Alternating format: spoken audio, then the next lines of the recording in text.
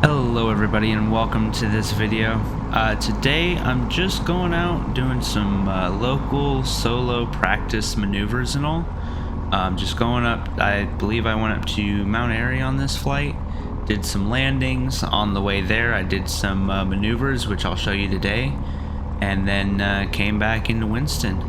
I'll talk through some of the maneuvers that I did and do, and why I do them and why we need to practice them. Let's get into the video. So to start off this flight, I'm practicing a specific type of takeoff. And the specific type of takeoff that I am practicing today is a soft field takeoff. What we do is we have 2 notches of flaps, or about 25 degrees of flaps extended. That helps generate lift, create more lift at lower airspeeds, so on and so forth. On the taxi out, we have full back pressure, keeping that nose wheel off the ground as much as possible, trying to keep it light so that we protect the nose gear and the prop. This is to simulate if we are on a grass field or a soft runway, airfield, and we need to protect the nose from going down into a ditch or something like that and damaging the airplane and prop. As we roll out, we're doing minimum braking. We're just using the rudder, going full power, keeping that back pressure off, letting that nose rise up. You'll hear the stall horn in the background. We're gonna keep that nose up until we get off the ground, level it off at low altitude to keep in ground effect, which is an area of reduced drag, until we reach 65 knots, where we then climb out to a minimum of 50-foot clearance obstacle. I climb up to 200 foot, I believe, in this video, and then I'll lower the nose again, and you'll see that. And from there, we then retract the flaps slowly, accelerating up to our final climb speed of about 76 knots in this aircraft, and climb out from there.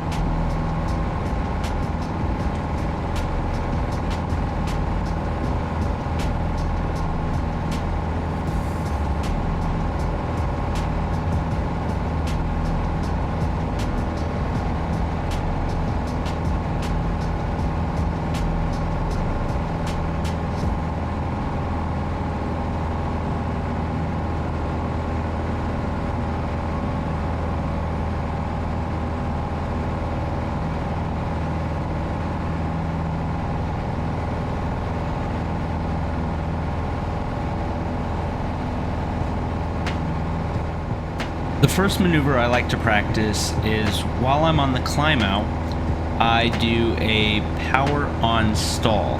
Power on stall is used to simulate, you're looking around, you're not paying attention necessarily, or maybe you're disoriented in some way and you raise the nose too high on your climb out, or in any form of climb in the flight, and you get too slow. Power on stall is you continue until the first indication of a stall. On this one, you'll hear the stall warning horn. You can also get a buffet where it starts to shake as the wings lose lift, so on and so forth. Basic maneuver for this is you have full power already, and you just raise the nose until you start bleeding off airspeed. You'll get slow enough, you'll lose that lift, you'll get that stall horn, and then you will lower the nose, accelerate through it, and regain altitude.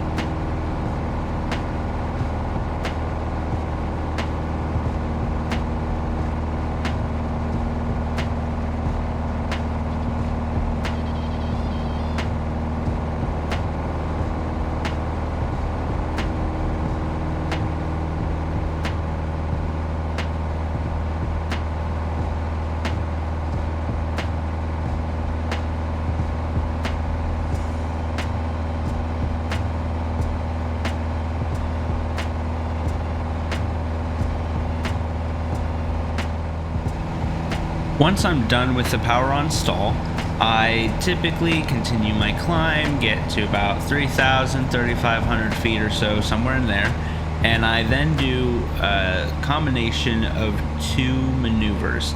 First maneuver is going to be slow flight. and that is controlling the aircraft at the slowest possible speed right above your stall speed. How we set up for this is we will pull the power back, start to slow down. Once we're within the range of speed for flap extension, we start to extend the flaps. We're going to go to full flaps and get as slow as possible for this aircraft, which is going to be right around 50 to 55 knots. And you can be within the stall speed plus 5 knots. Once I am set up in slow flight, I then perform a couple of standard rate turns and some slow climbs, descents, and just show that I can maneuver the aircraft within this range of speed and this softer control area, because as you get slower you can't really control it as easily. The controls are heavier, mushier, so on and so forth. Once I feel I'm comfortable with how I'm performing in slow flight, I typically set up for a power off stall. A power off stall is simulating that you're coming into land, you have an established descent, you have flaps out, so on and so forth, and you pull the power back, maintain an altitude, you pitch the nose up to maintain an altitude, and then at the first indication of stall, you do pretty much a go-around procedure, and what that includes is full power. You're picking up that airspeed, trying not to lose altitude. You're losing your flaps as you accelerate, just to get as much drag away from the aircraft and climb back out of wherever you were. This is to simulate a stall in a landing configuration. Coming in to land, you get too slow and you stall. This is all practice at a high, safe altitude, just so that there's no risk to persons or property.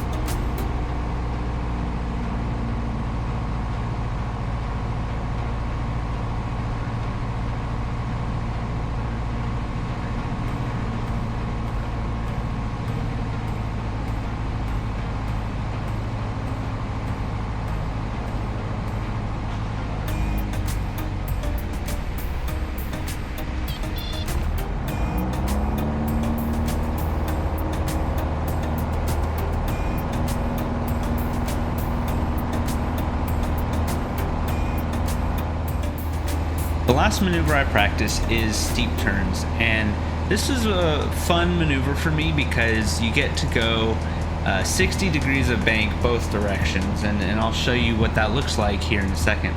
Steep turns are used to show what it takes to maintain altitude and control while in a steeper bank, and showing almost the limitations of the aircraft that you're flying and how controllable it is in different attitudes and bank angles.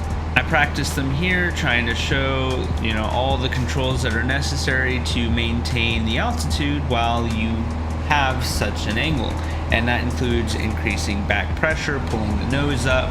You have to add power to make sure you don't get too slow, so on and so forth. And these are just fun to go 60 degrees one way, go all the way around the other, and you're doing these in a 360 degree turn, so you're turning all the way back around to where you started when you began the maneuver.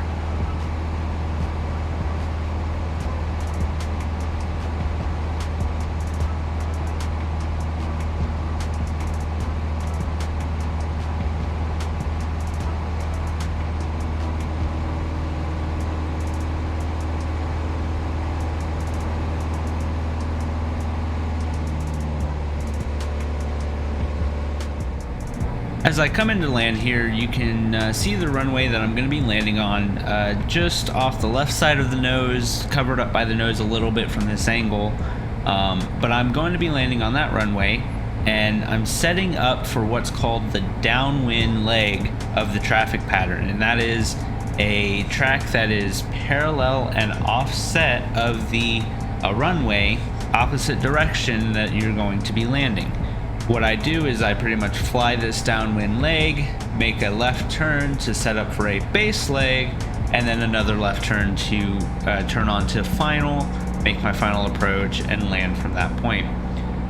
You can also see off the right side of the nose, you can see downtown Winston-Salem. That's where I fly. It's just a neat view coming into land here.